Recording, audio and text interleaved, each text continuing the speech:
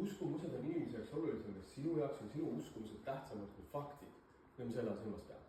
Võtame nagu Covidi näite. Covidi ajal ei olnud väga palju inimesi, kes oleksid neutraalsed vaktsiinide osas. Nagu mingid inimesed siin ruumis nagu rohkem vaktsiini poolt kui mõned teised. Ja nüüd võtta see Covidi vaktsiini näide heaks näiteks, et inimest ei saa faktidega mõjutada. Kujutame ette, et Siim on tahvlit, on totaalne antivakser.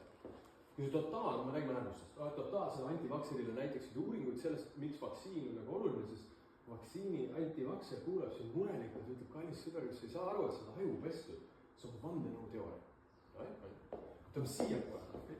Siim on tahvlit, on totaalne vaktsiininats, siuke nagu sundvaktsineerimine, kui uus maa jõuga vaktsiini. Kui sa selle vaktsiininatsile näitad, kuule kallis sõber, võta hoogu maha, siin on kõik uuringud näitavad, et vaktsiinid ei ole kõikidele inimestele hea mõte, siis totaalne vaktsiininats kuuleb sind pisut murelikult, et kallis sõber, kes ei saa aru, et see on aju pestud, see siin on vandenõu teooria.